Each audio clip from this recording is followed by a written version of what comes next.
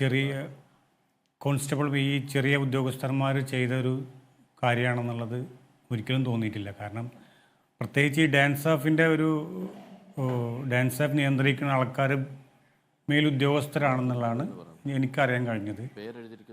അപ്പോൾ ഈ ഡാൻസ് ഓഫിൻ്റെ നിയന്ത്രണങ്ങൾ ആരാണോ നിയന്ത്രിച്ചത്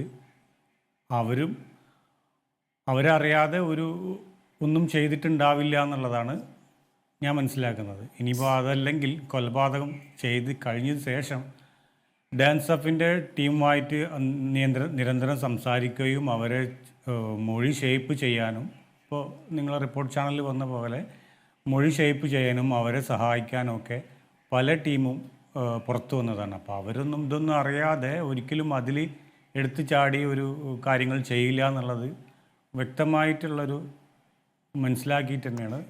താമരശ്ശേരി CBI രംഗത്ത് വന്നില്ലായിരുന്നെങ്കിൽ നീതി കിട്ടുമായിരുന്നു എന്ന് കരുതുന്നുണ്ടോ നിങ്ങൾ?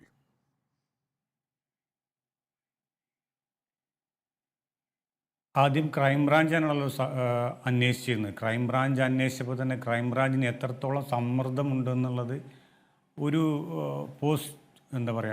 പോസ്റ്റ്മോർട്ടം റിപ്പോർട്ടിനുള്ള NOC പേപ്പർ വാങ്ങാൻ വേണ്ടിയിട്ട് ഞാൻ എല്ലാ ഭാഗത്തും അലഞ്ഞു. 4-5 തവണ ഓരോ സ്ഥലത്ത് കറങ്ങിയിട്ടും ആരടുത്ത് പോകുമ്പോഴും ഞങ്ങളല്ല ഇവരാണെന്ന് പറഞ്ഞിട്ട് തട്ടിമാറ്റുകയുണ്ടായത്.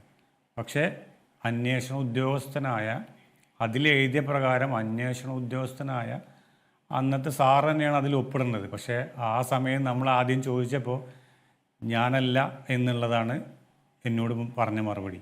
പക്ഷേ 4-5 ദിവസം കഴിഞ്ഞു കറങ്ങി തിരിഞ്ഞു വന്നിട്ട് പിന്നെ അവർ തന്നെയാണ് ഒപ്പിട്ടുന്നത്.